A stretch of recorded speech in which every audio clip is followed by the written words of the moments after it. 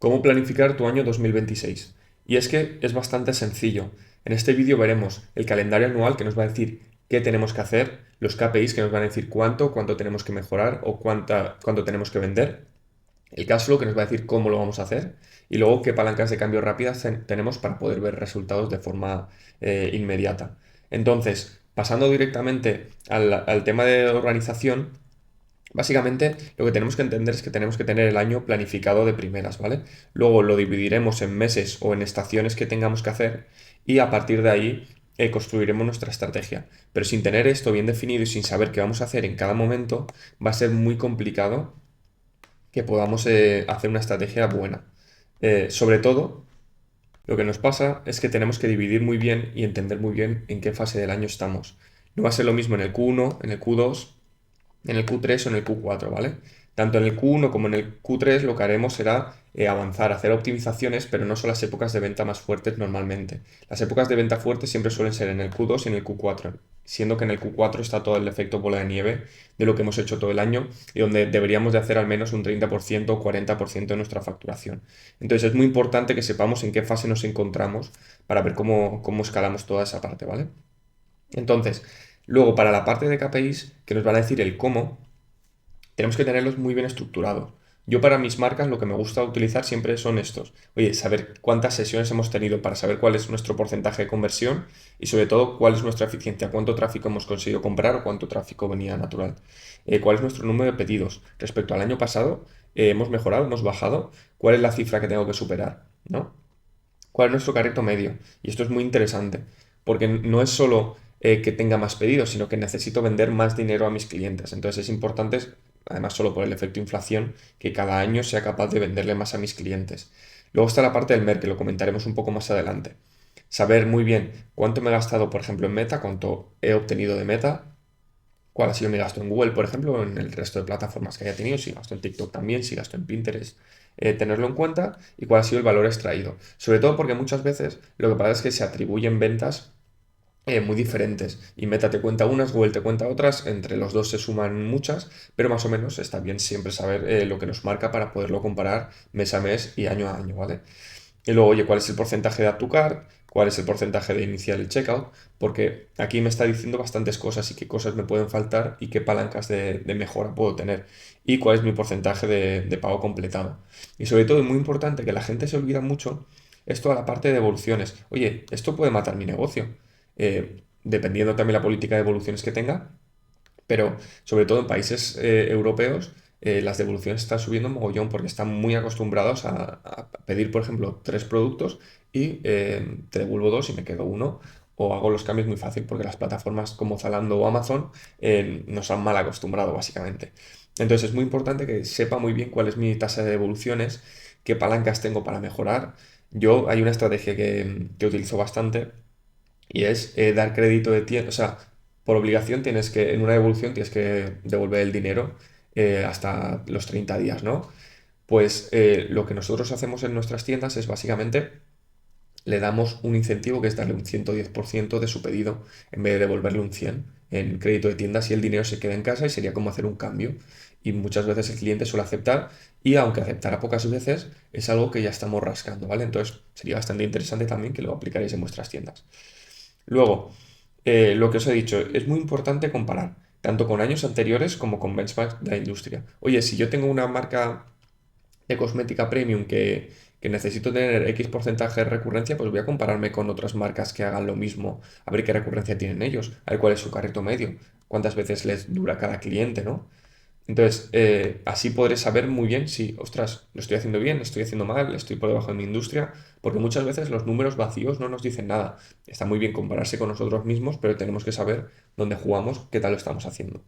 Y luego lo que os comentaba del MER, básicamente esto mide el ratio de eficiencia. Y es que básicamente un e-commerce al final se ve así. Es como una línea y nosotros vamos metiendo este presupuesto de anuncios y poco a poco hacemos que esta línea vaya aumentando con nuestra parte de orgánica y lo que vamos manteniendo con todo el email marketing, ¿vale? Entonces, con esto medimos, oye, si yo he facturado, en este ejemplo, 45.000 euros y me he gastado 9.000 en anuncios, pues vale, tengo un MER de 5. Pues con esto puedo comparar y evito que las plataformas de publicidad se pisen entre sí. Puedo medir mucho mejor lo que me interesa, porque a mí me da igual que mi ROAS sea un 3, sea un 4, sea un 2,5 o lo que sea. Yo lo que necesito saber es cuánto dinero me gasta en publicidad y cuánto dinero ha entrado. Ya está, ¿vale? Y cuánta mejora hemos hecho año a año y conocer muy bien eso, ¿vale?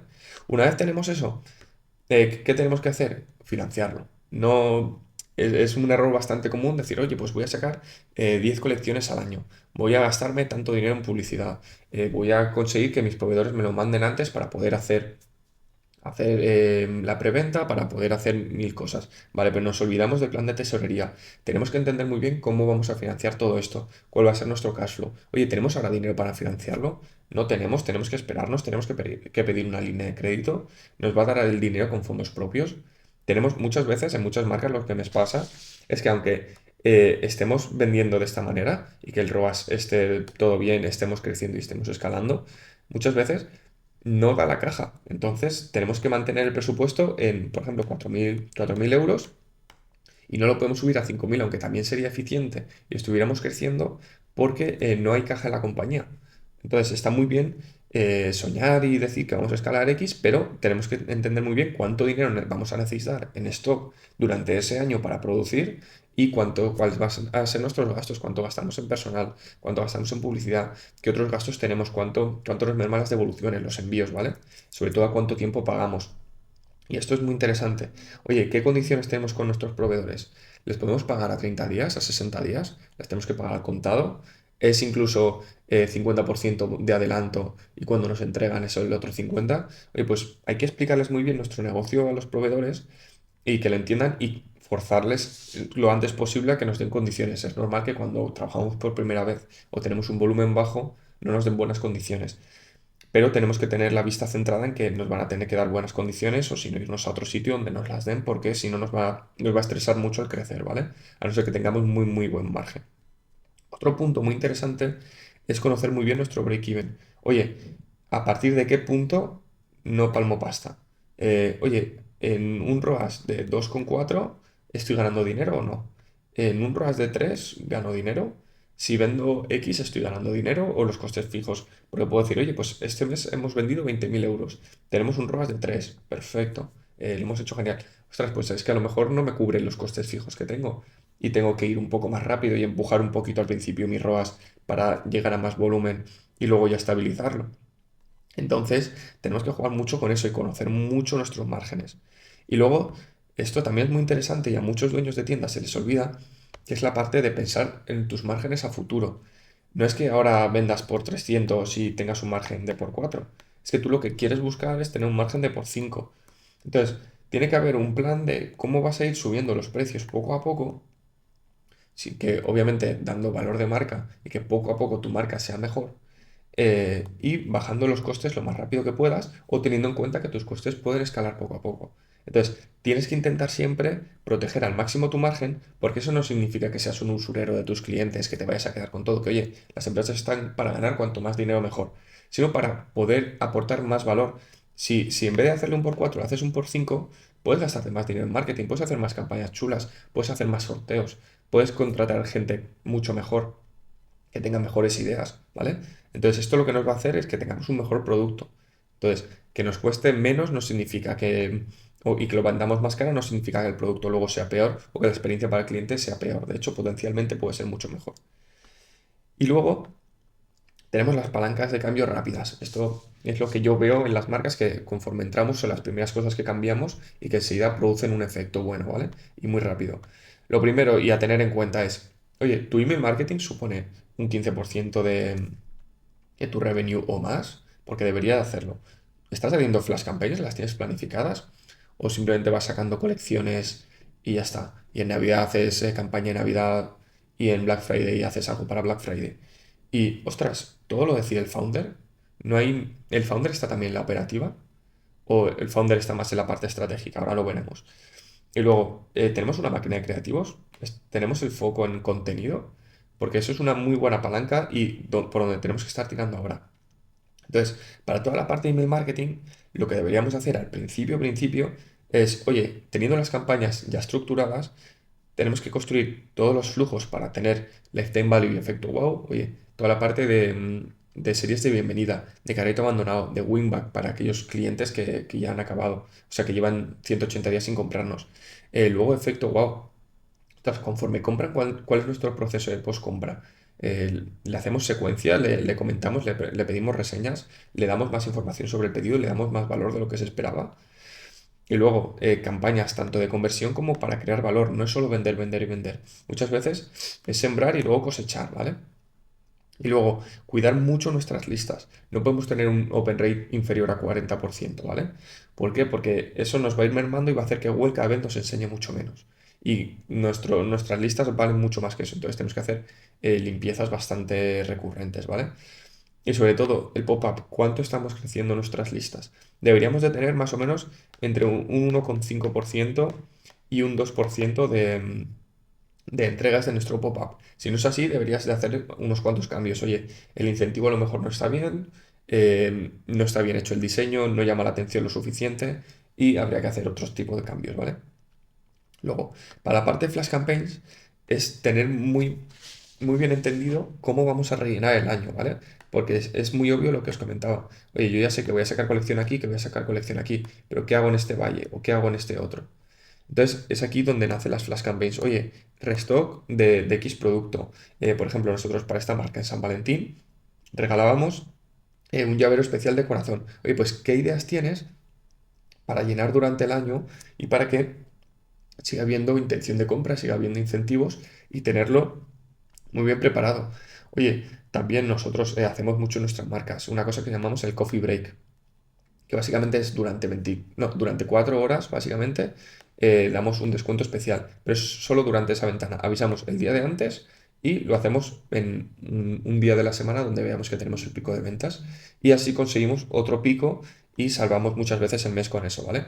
Entonces es importante que siempre se nos ocurran cosas y que tengamos excusas para vender y para generar intención de compra. Y luego toda la parte. El founder debería estar mucho más en la parte estratégica y menos en la operativa, o por lo menos intentarlo, porque sé que normalmente tenemos un equipo bastante reducido y no es tan sencillo, pero es mucho mejor que el founder esté pensando en qué vamos a hacer durante el año, cuál va a ser nuestra estrategia, antes que pensar en cómo vamos a hacer X sorteo o cómo van a ser las stories que vamos a lanzar mañana, ¿vale?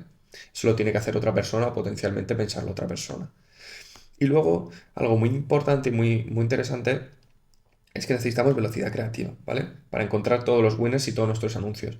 Al final estaremos haciendo nuestras primeras campañas, estaremos consiguiendo nuestras primeras ventas buenas y consiguiendo escalar con nuestros primeros winners y lo que necesitamos es replicarlo cuanto antes mejor, porque si no estaremos gastando dinero en testear qué tipo de anuncios nos sirven para nosotros, para nuestra industria y para nuestro tipo de marca y cuando los encontremos tardaremos mucho en replicarlos y a lo mejor ya se han pasado y perderemos la ventana de oportunidad. Entonces, es muy importante que nos centremos en tener más capacidad de hacer lo que funciona de la manera más rápida posible. Y con todas estas cosas lo tendremos muy bien cubierto y estas son las 4 palancas que nos harán crecer de forma bastante rápida.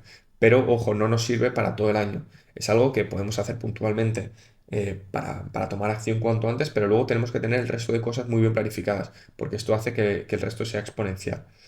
Entonces, nada, en resumen, básicamente, tenemos que tener muy claro el qué, el cuánto, el cómo y cuáles son nuestras palancas de cambio. Y con esto podemos escalar consistentemente, contundentemente y de forma muy rentable nuestra tienda online.